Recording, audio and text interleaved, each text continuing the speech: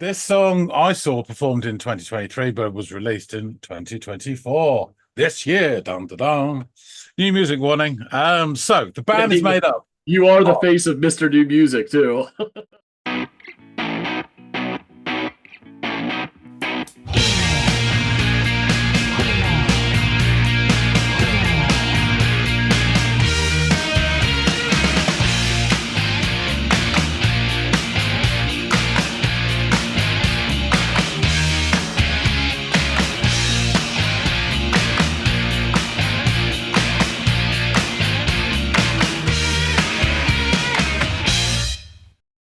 Hey, everybody out there. Welcome back to another episode of the Audiophiles. It's Andy, it's John, and it's time to discuss music. In particular, one song by one particular artist.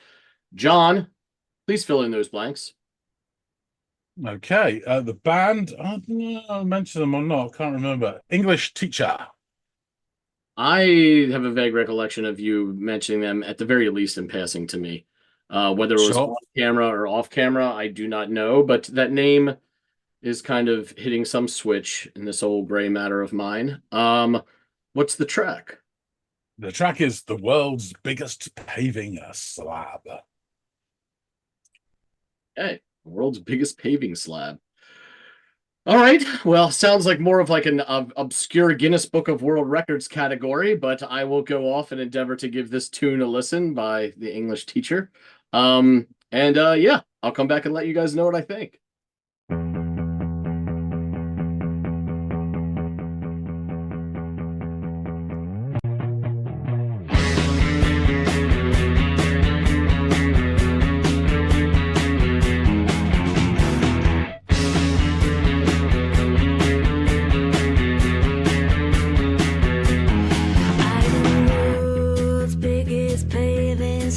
But no one can walk over me.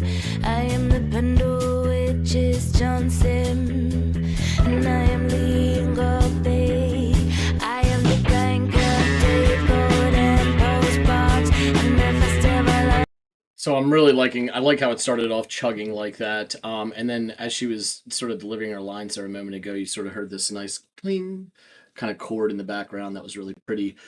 She's got this kind of like flintiness to her voice that I don't know, and her rhythm of her cadence matches the obviously the movement of the song as well. So all of that sounds really, really good. Yeah, so far really digging it. Let's take it back a little bit and see what we got. Slap, but no one can walk over me. I am the bundle which is Johnson, and I am leading God Bay. I am the blank of Dave Gold and postbox and the festival of R&B. I'm not the terrorist of Talbot Street, but I have apocalyptic dreams.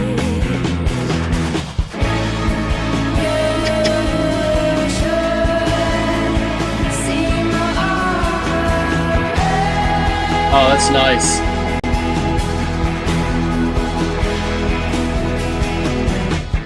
I'm the world's biggest paving slab,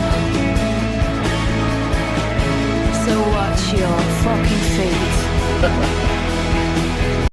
Yeah, I like how the chorus kind of opened up with that kind of resonant guitar, and her voice did. But then after it did that in I don't know if it's the chorus or that portion of the chorus before she just delivered that last bit, but it shifts into this kind of like spoken word, where she declares that she's the world's biggest paving slab and that we should cautions us all to watch our fucking feet.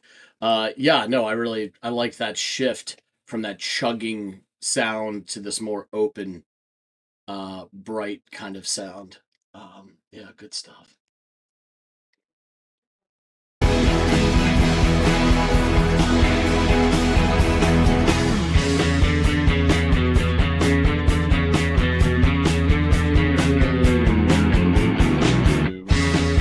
Like that pause. I'm the world's biggest paving slab, but I sit here quietly. No one ever looks down at the ground, yeah, no one ever notices me.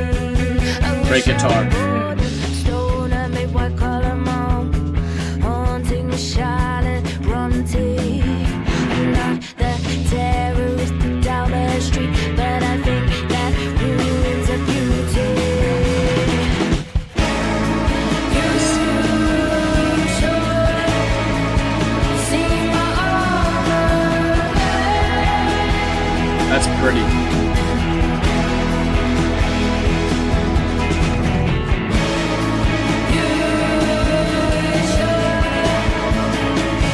All over me.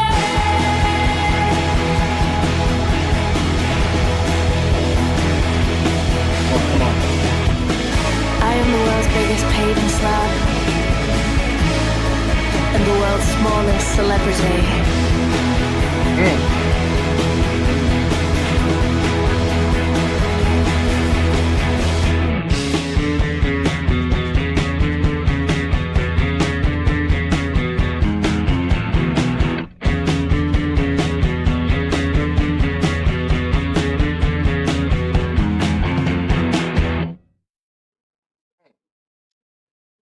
Yeah, the overall, I really like this. I think there were perhaps one or two missed opportunities in the song to expand the music. Like at parts, I don't know if it was between the traditional chorus part, that open bit, and the part where she kind of like does the spoken word, or if it's just after that spoken word part. But in there's this little microcosm of some awesome like guitar work that I wish they had expanded upon and drawn out a little bit longer.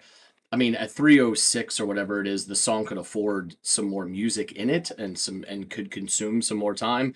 And I think if they had devoted a little bit of time, 20, 30 seconds, around those aforementioned portions of the song to kind of expand that guitar sound and let it really build and create all of this kind of friction and tension, it would have been great.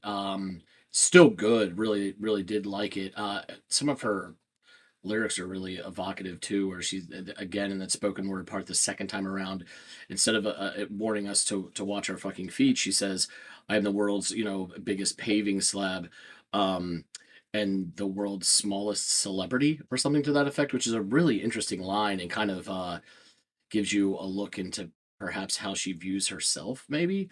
But yeah, I really, really did enjoy it. I loved the kind of do do do do do do do do, that kind of circular kind of like riffing, coupled with the beautiful brightness of how the chorus bounces off of that into its own sound, which really creates some lovely separation between the portions of the songs. She also has almost this like her delivery also reminded me of like this Gen Xer 90s kind of vocal delivery that you'd get, whether male or female, to be completely honest with you.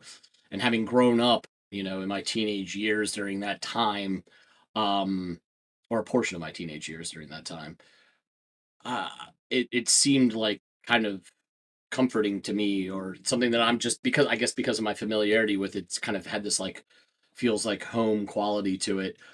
So I really did love the way her voice sounded in this track. But yeah, don't know much about these folks, so John can fill me in and spackle in those gaps for me and perhaps give me a better idea of what exactly this song is about.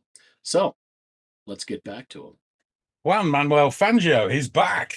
So you've had a listen to English Teacher, Yeah, world's biggest paving slab.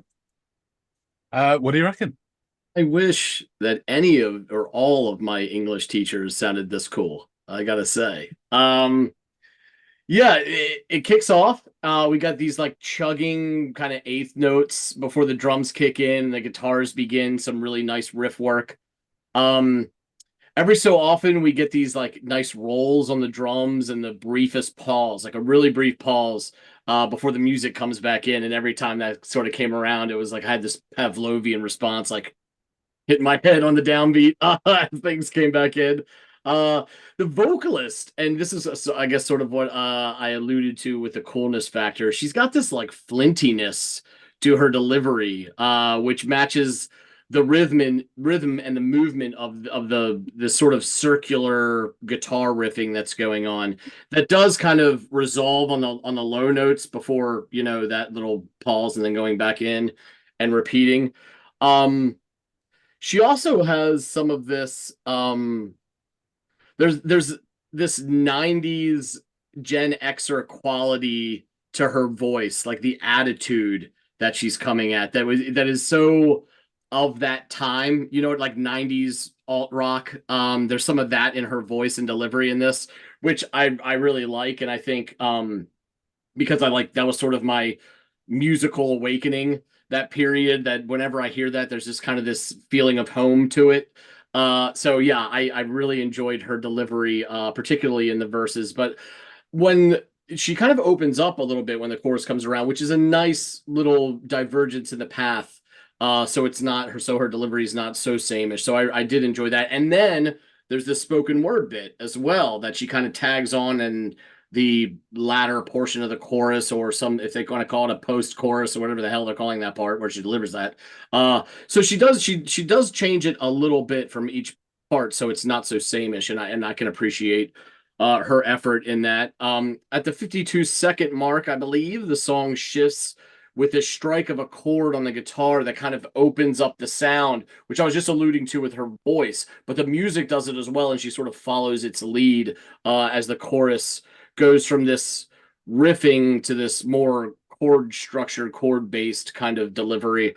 And I really, really loved that. It was just such a nice, I don't know, like I guess, like I said, like this nice divergence from what I was listening to in the verse, and it opens up into something different. I appreciated that.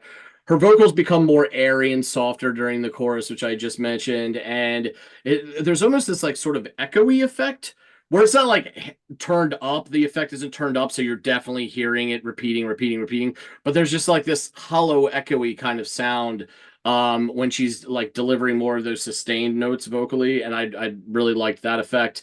But then she shifts quickly into that spoken word delivery that I mentioned a moment ago, and declares that she's the world's biggest paving slab and warns us to watch our fucking feet. I don't know exactly what that means. I mean, I know that the idea of stubbing one's Please watch it. It's just an odd thing to consider yourself. I'm not only am I a paving slab, I'm the world's largest. Interesting. So maybe you can help me out with that in a bit. But after the song shifts back into the like this, after that, the song shifts back into the circular kind of riffing motif that, you know, signals, okay, we're back in chorus country here.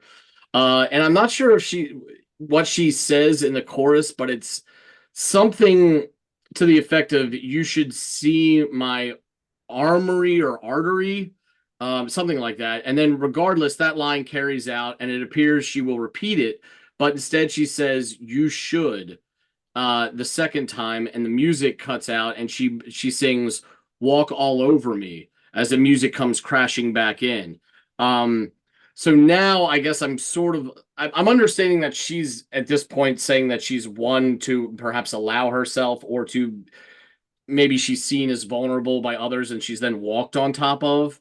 But there's also this kind of hint of like a warning about that. It's like maybe she will allow herself to be, but she won't sustain it for very long once she finds herself in that situation, is perhaps the best I can, you know, infer from these lyrics and the metaphor that she's running with here. But I love the crashing chords during that portion, as brief as it is. And honestly, I kind of wish they had carried out a bit longer. I can't remember if it's after the chorus and before the pre-chorus, or pardon me, post-chorus, or if it's after the post-chorus altogether. But there's this striking guitar work and a little bit more, you know, action to the strum. And I had wished that they had carried that out for another 20 or 30, hell, 40 seconds, and just kind of built some tension and some, I don't know, just more sound there. Especially at a song that's tagged at like 3:04 or whatever the hell it is. Like, it wouldn't have hurt if the song was pushing 4 minutes rather than hovering around 3. She then slips back into the spoken word motif referenced earlier, but this time, after declaring she is the world's largest paving stone, she then claims to be the world's smallest celebrity, I think is what she says. And this is a particularly interesting lyric, given what it might suggest, and or how she gives you a glimpse into how she views herself, or how she feels she is viewed by whomever it is that are walking all over her. But back into the circular riffing of the verse, and the song like kind of abruptly comes to an end. And this is a pretty good song, and with a little more musical window dressing, could have been a better song, if I'm being completely honest. I liked it, but I feel like more I don't know, a little bit more of that, like going ham on that guitar portion for another 30 seconds would have really sealed the deal for me. But that being said, I enjoyed their sound, and her attitude and her charisma. Again, I can't help but get Gen Xer front person from the 90s out of my head when I was listening to her in this. So yeah, I found that attractive and kind of quasi nostalgic in a weird way. But yeah, this was a fun listen, a good track. I'd be interested to hear what else these guys have up their sleeve. I think one track is never fair to judge a band by unless you absolutely hate it. But yeah, I'd like to see hear what else they have in store and learn a little bit more about this band. And to be fair, I don't think they're of the period that her voice reminds me of, but it's cool that she's, whether cognizant, like she's doing it with intent or not. I like that she has that sound about her. So please tell me more about this English teacher. So I saw them on Jules Holland, later with Jules. Okay. And it was firmly rooted in post-punk, and it was a slightly modern version of post-punk. I thought, this is really interesting. And they're not a post-punk band, really. They kind of are, but they're not. So they are a group from Leeds. They formed in Leeds in 2020. Oh, This song I saw performed in 2023, but was released in 2024. This year, dun dun dun. New music warning. So the band is made up. you are the face of Mr. New Music too. Well, actually, to be fair, as of late, you have been bringing some newer stuff to the table, which is really cool. So the band are Lily Fontaine, vocals, rhythm guitar, synth. I have to say, she is a presence. She and that performance, she had shitloads of attitude, and it was really nice to see. I've seen stuff subsequent, and she has a nice blend of vulnerability as well. She's of mixed race, which shouldn't mean anything, but I think it does, unfortunately. So there's that as well to bring into the mix in terms of whatever things she's going through. It's just Yeah, interesting. her experience, right? I mean, she's probably got some interesting things to say. But anyway, she's a very interesting character. Lewis Whiting, lead guitar, synth, Nicholas Eden, bass, and Douglas Frost, drums. Douglas Frost sounds like a newsreader. Anyway, the band met at the Leeds Conservatoire. They originally started as a dream pop band called Frank in 2018, before deciding against it and playing their first gig as English teacher in 2020. Their first single, R&B, was released in 2021, and then the EP Polly Awkward in 2022. Bada bing, that one there. Yeah, it's good. It's decent. I love the cover. I I say, yeah. You and I are both suckers for an interesting album cover. It's awesome. 5 tracks on it. Yorkshire Tapas is really cool. So it's Polly Awkward. Yeah, Mental Maths as well. They're all really good, actually. So the band appeared on Later with Jules in November 2023. It really was an impressive performance. That maybe go and check them out and get that. And then I signed up, pre-ordered the album. Their song Nearly Daffodils was named as one of the 10 best songs of 2023 by Time magazine. So their debut album, This Could Be Texas, was released in April this year to universal acclaim, scoring 88 on Metacritic for a debut album. And 8.6 on Any Decent Music, which is just as hard to get a really good score on. So Uncut stated that there are surprises everywhere. While R&B and Nearly Daffodils are sprightly, irreverent post-punk, the influence of Black Country New Road and Radiohead are evident on the complex, proggy title track and the diverse, hushed final third of the album. Liner Best Fit said it could be one of the finest debuts of the decade, with every band member shining in their ability and craftsmanship, and highlighted one particular thing that propels this on Listen is something the other bands don't have and will never have: northern charm. Whatever that means. Enemy felt that the moments of weight are always lifted by joyful and curious twists, the pathos by a human humor, and the Matthew bits are never too wanky. Describing it as everything you want from a debut, a truly original effort from start to finish, an adventure in sound and words, and a landmark statement. I will say this, my expectations to get this album was it was going to be this sort of post-punk modern twist, and it definitely isn't. They've expanded their palette, and there's lots of different stuff on there. It surprised me at first, and then it completely delighted me. This is a solid gold star album. The track that that you listened to was the track they performed on Jules. And of course, they didn't have any of that production stuff. So you didn't have all this like opening out and the other thing. So it was hard on the guitar, really, and the drums. It was really nice and attitude and stabby. And this is a sort of the people are paying for them to do it sort of version. You know what I mean? As opposed to playing it down the pub. Right. And you can get the two and understand it. In terms of the lyrics I'm about to go through now, I have annotated them because there are many references which you would not even have heard, let alone got. And it's quite interesting. I think it's a collection of ideas rather than a narrative. And then there's a bit at the end as well, which sheds a wee bit of light. So the lyrics are, I am the world's biggest paving slab, but no one can walk over me. I am the Pendle Witches, John Sim, and I am Lee Ingleby. I am the Bank of Dave, Golden Postbox, and the Festival of R&B. I'm not the terrorist of Talbot Street, but I have apocalyptic dreams. You should see my armory. I am the world's biggest paving slab, so watch your fucking feet.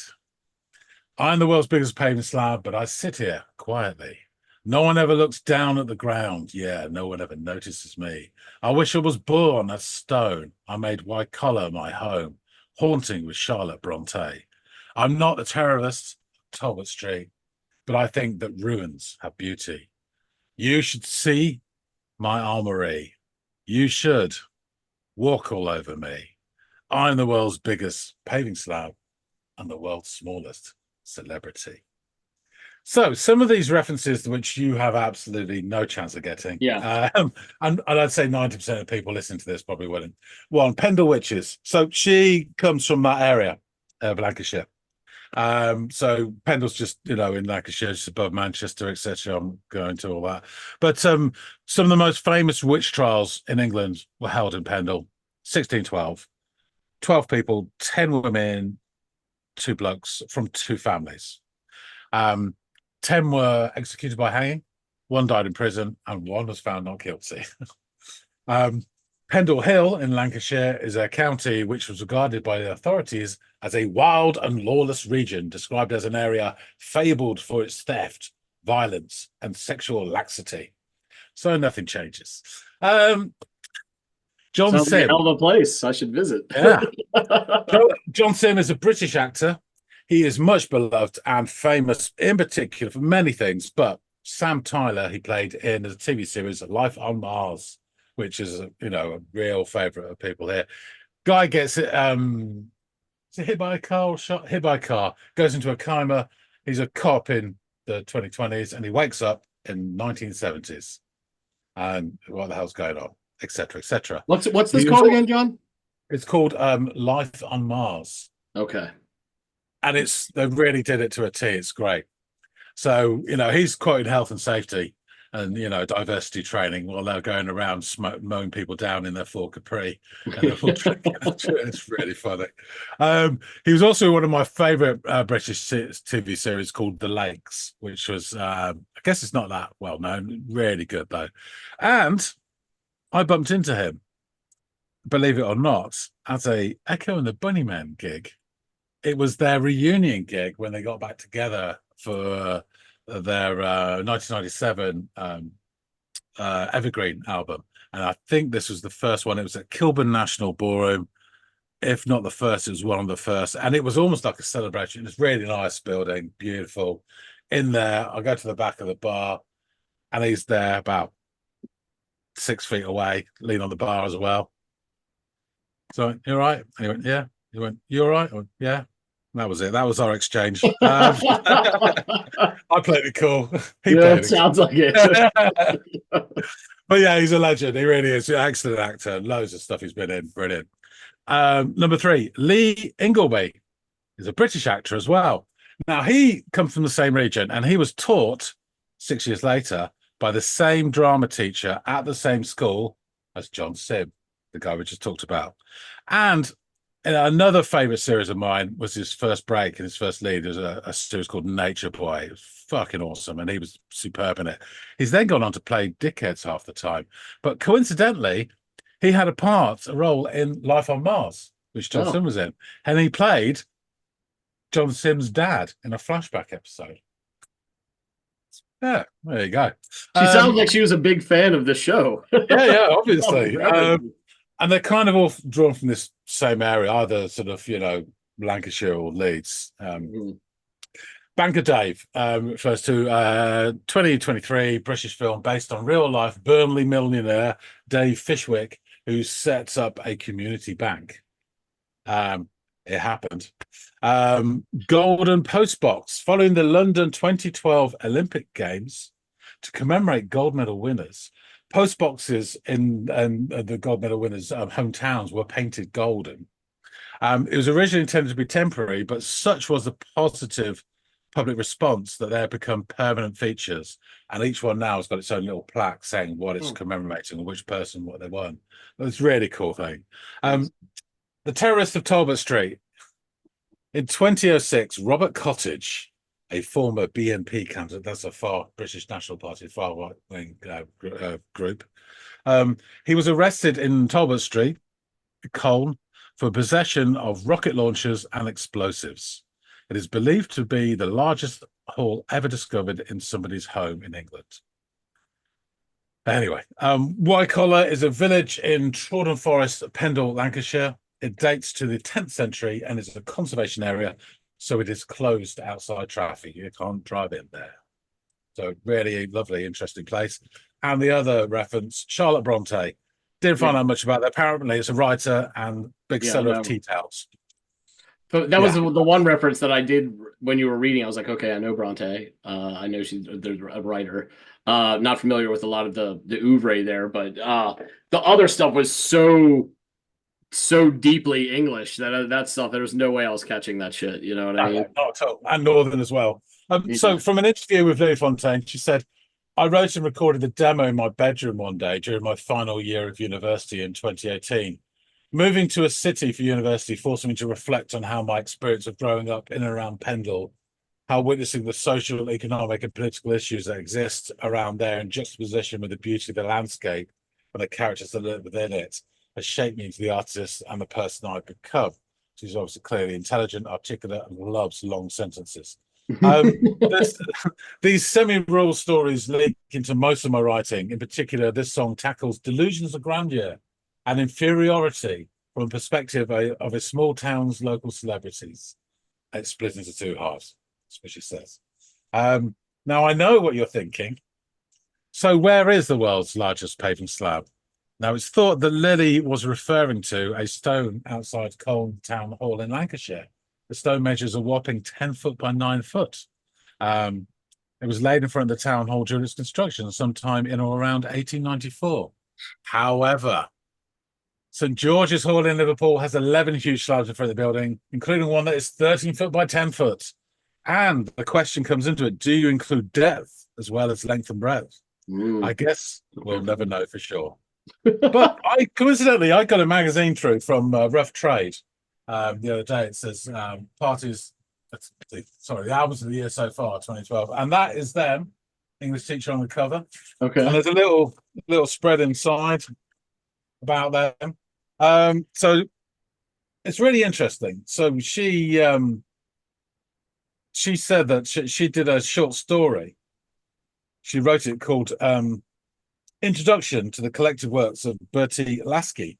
And she actually, yeah, I'll tell you what she wrote. She wrote, my short story introduction to the complete works of Bertie Lasky was written during the writing process of this album. The fake book cover I designed for it had the same artwork as the album and is what inspired me to go with the painting for the album. It's a sort of fake semi-autobiographical style of a piece of flash fiction inspired largely by John Cooper Clarke's 10 Years and an Open Neck Shirt. It's about the themes of the album, including fear of releasing a body of work, the North, and feeling like an outsider. I just thought that was really interesting. And that's the fake book cover that she knocked up. Maybe you could see. And then that is the album cover there. I was going to say, I think I've seen that. So interesting. I'm not sure what I'm the world's biggest paving slab means particularly. I think it is about delusions of grandeur, but at the same time feeling vulnerable. So people walk all over you. But the world's small. But they still talk about you. You know what I mean? In some level of reverence, if not just because you are the largest of these very weird things, like a paving slab. Exactly. It's a really, really solid album. And in fact, the album is shortlisted for the 2024 Mercury Prize, which will be announced in September of this year. They are currently 11-2 behind 2-1 bookie favourites, Charlie XCX. Friends of the channel, Beth Gibbons, is 14-1 with Life Outgrown. So fingers crossed, tenner on that. She won't get it. But I think it's really impressive they've even been nominated their first album. So a lot of chatter about them. Decent, I think. And I think band fantastic album already and shows real promise. You didn't even need to confirm that she had all this attitude or like persona and charisma that oozed through the screen when you saw her for the first time on Jules Holland, because you could just listen to this one track having heard nothing or know nothing about them and get confirmation of that right within the first few lines. Like I could tell that she has whatever it is. So now I'd like to, maybe I'll look for that performance so as not to ruin any future song that you may give me by them, but to see this song performed live on Jules Holland to get a glimpse of what I sort of already know exists. Because I'd love to see her like international. You know what I mean? It's really interesting. And one of the songs called R&B, she sings about, I can't remember the lyrics, but basically, despite sort of appearances, I'm not cut out to sing R&B, which is quite funny. And then in a later song called The Best Tears of Your Life, I think it is, ironically, she sings in this lovely voice. And then the chorus, they deliberately auto-tune it, like you would do if you're like a fucking talent show singer. It's just really clever and funny as hell as well. And she does belt out some tunes really well. And then she has this lovely sort of softness of touch of others as well. And then this spoken word attitude laden bit as well. So yeah, really, really interesting. But yeah, great band. Cool. Well, thank you for sharing them with me. So that's one more new band I can go kind of check out and explore a little bit. There's some exciting stuff coming out of Blighty, I'll tell you. I should wrap things up. Thanks for listening to Sunday. Folks out there, please tell us what you think of English Teacher, whether they hit your funny button or not. Hit the like button if you do like this. Drop some comments about this track, about the album, about Price of Fish, whatever you want. We'll entertain it. And if you haven't subscribed already, please do. When we get enough followers, finally, we will be able to own the world's biggest paving slab. And a personal favorite of mine, I've always wanted to own the world's biggest pencil. So, fingers crossed for that. That being said, thanks again so much for watching. And we'll see all of you on the next episode of the Audiophiles. See you later, guys.